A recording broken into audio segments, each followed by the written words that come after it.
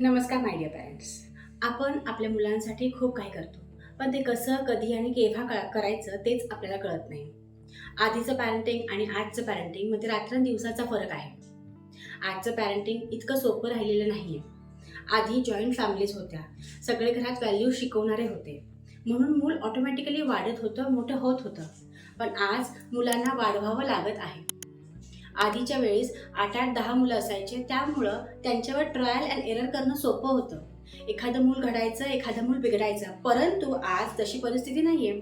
घरात एखाद किंवा दुसरं मूल असतं, त्याच्यावर आपण ट्रायल अँड एरर नाही करू शकत. म्हणून proven parenting system PPS is very important.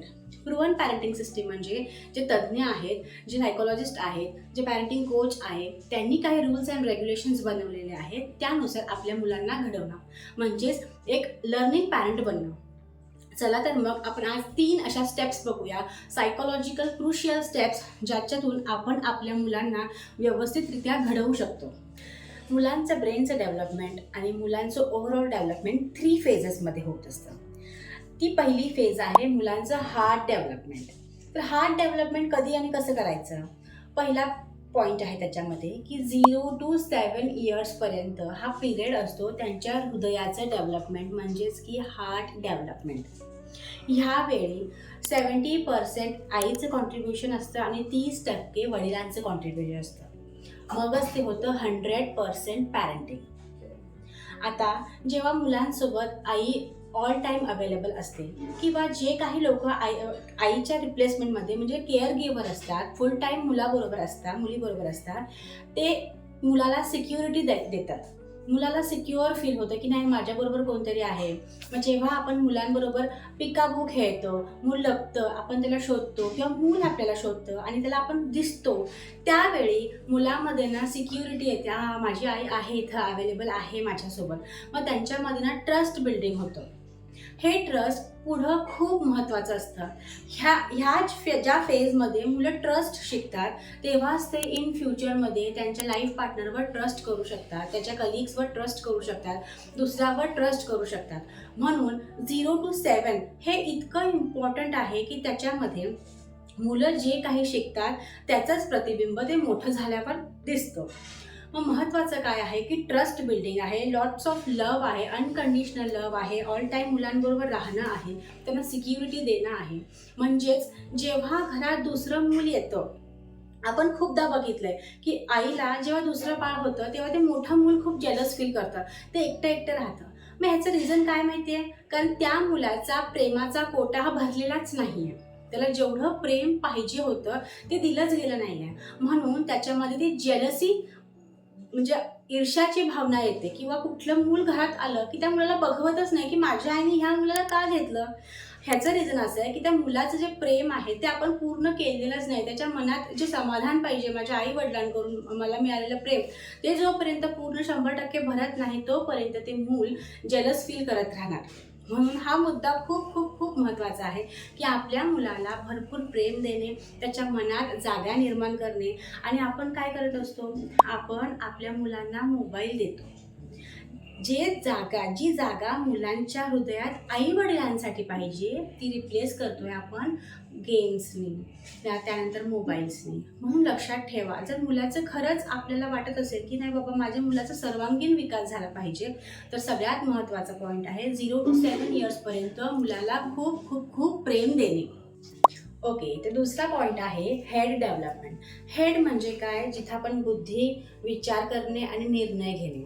तर हे कधीपासून सुरुवात करायची असते? 7 वर्षापासून 14 वर्षापर्यंत. आपण बघितलंय गुरुकुलमध्ये सुद्धा 7 वर्षानंतरच, जेव्हा मूल 7 वर्षाचं पूर्ण कंप्लीट होणार त्यानंतरच त्याला गुरुकुलमध्ये घेत होते आधीच्या काळामध्ये. आणि आता आपण काय करतोय, 2-2.5 वर्षाचं मूल झालं की त्याला शाळेत घालतो. ते पूर्णपणे चुकीचंच आहे. गुरुकुलमध्ये सुद्धा 7 वर्ष कंप्लीट झाल्यावर मुलाला शाळेमध्ये घेत होते. कारण महत्त्वाचं काय आहे, द पॉवर ऑफ कनेक्शन. जेव्हा पॉवर ऑफ कनेक्शन तुमचं मजबूत असेल तेव्हाच तुमचं मूल डिसिप्लिन शिकतं. आणि आपण चूक काय करतो, त्याला आधी डिसिप्लिन शिकवतो आणि मग म्हणतो आमचं मुलाबरोबर कनेक्शनच होत नाही. चला तर मग बघूया व्हॉट इज डिसिप्लिन आणि व्हॉट इज हेड डेव्हलपमेंट. तर पहिला पॉईंट आहे डिसिप्लिन म्हणजे काय? विचारांचं शिस्तबद्ध शिक्षण, त्याला म्हणतो आपण डिसिप्लिन. मुलांना आपण डिसिप्लिन म्हणजे काय शिकवतच असतो. अरे बाबा हे कर, ते कर. मुलं ऐकतच नाही, कारण आपलं त्यांच्याबरोबर कनेक्शन नाही आहे. जेव्हा मुलांसोबत आपलं कनेक्शन बनतं तेव्हाच मुलं आपल्याला ऐकतात. मग मुलांना काय शिकवायचं की क्रिटिकल थिंकिंग. क्रिटिकल थिंकिंग म्हणजे काय? सोशल मीडियावर आपण जे काही बघतो ते बाळ ते खरंच नसतं, त्याच्यावर विचार कर. तुला काय वाटतं त्याचं ओपिनियन घ्या. दुसरा पॉईंट असा आहे की जेव्हा मुलांमध्ये भांडणं होतात, आपण सरळ काय जातो, मारतो, प्रत्येकाला मारतो आणि विषय संपवतो. पण त्याऐवजी भांडणं झाल्यावर मुलांना एकत्रित करणे, कोणाचं काय काय चुकलं, कोणी काय काय मुद्दा मांडला, ह्या गोष्टी त्यांना शिकवणं महत्त्वाचं आहे. फक्त मारून त्यांना 2 शिव्या दिल्या म्हणजे प्रश्न सुटत नाही. मग मुलं तेच शिकतात. आपण सर्रास बघतो रोडवरती मुलं काय करतात, थोडं गाड्यांचा धक्का लागला, थोडं काय झालं, येतात बाहेर, एकामेकांना घाण बोलतात आणि मारतात. परंतु जेव्हा आई वडील त्यांना शिकवतात की भांडणं झाली ती कशामुळे झाली, कोणाची चूक होती, याच्यातनं काय आपण चांगलं घेऊ शकतो, याच्यातनं काय पॉझिटिव्ह मार्ग आपण काढू शकतो, त्यातनं ती मुलं शिकत असतात. कारण ब्रेन डेव्हलपमेंट म्हणजे फक्त साठवणे नाही, मेंदूमध्ये वस्तू साठवणे नाही, पण त्या प्रोसेस करणे, त्यातनं शिकत जाणे.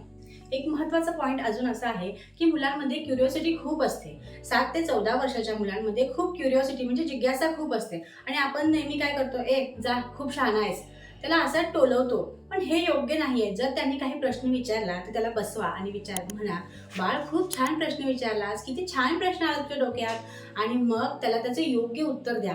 कारण जेव्हा मुलं विचार करायला शिकणार, आपण त्यांना विचार करायला शिकवू, त्यांना प्रश्न विचारायला शिकवू, तेव्हाच खऱ्या अर्थाने त्यांच्या ब्रेनचं डेव्हलपमेंट होणार. आणि जेव्हा ब्रेनचं डेव्हलपमेंट होणार, मुलं विचार करायला शिकणार, तेव्हाच एक समजदार, योग्य निर्णय घेणारं व्यक्तिमत्व पुढे येणार. तेव्हाच ते योग्य आणि जबाबदार माणूस म्हणून घडतील. मग माणूस कधी घडत असतो? जेव्हा तो योग्य विचार करतो. विचार करण्याची शक्ती देवाने फक्त माणसालाच का दिली आहे? कारण माणसामध्ये ती कॅपॅसिटी आहे की तू योग्य विचार करू शकतो. म्हणून मुलांना योग्य ते मार्गदर्शन द्या, त्यांना प्रश्न विचारू द्या, त्यांना त्यांचं मत मांडू द्या. मगच ते ब्रेन डेव्हलपमेंट होईल आणि ते एक जागरूक नागरिक म्हणून पुढे येईल. थर्ड पॉईंट आहे हँड डेव्हलपमेंट म्हणजेच कौशल्य डेव्हलपमेंट. ते होतं 14 वर्षांपासून पुढे 21 वर्षापर्यंत. आपण काय करत असतो, मुलांना 14 वर्षाचा झाला की त्याला मोबाईल देतो, गाडी देतो, पण त्याला कौशल्य शिकवतच नाही.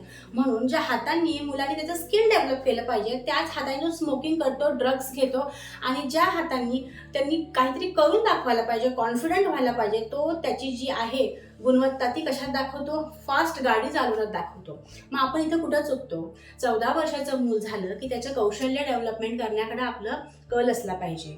मुलांना एक कॉन्फिडंट देणं गरजेचं आहे, त्यांना क्लॅरिटी देणं गरजेचं आहे, त्यांना घरातल्या कामांमध्ये गुंतवणं महत्त्वाचं आहे. त्यांना गार्डनिंग, त्यांना कुकिंग, त्यांना घरात व्यवस्थित वस्तू ठेवणे, आणणे किंवा दुकानातून सामान घरी घेऊन येणे, अशा गोष्टींमध्ये इन्व्हॉल्व करा. त्यांचं एक कॉन्फिडन्स बिल्डिंग होतं की नाही बाबा मी हे करू शकतो. मग जेव्हा त्यांना वाटतं की मी हे करू शकतो, म्हणजे नेक्स्ट स्टेप काहीतरी करत असतात. आपण काय करतो, त्यांना मोठा झाला, आता 14 इयर्सचा झाला, बाबा चल तुला काय पाहिजे, मम्मा मला मोबाईल पाहिजे, मोबाईल देतो. त्याच हाताने तो गेम खेळायला शिकतो. म्हणजे हात पेंटिंगसाठी वापरू शकत होता, काहीतरी नवीन घडवण्यासाठी वापरू शकत होता, आपण त्याचा योग्य यूज करत नाही.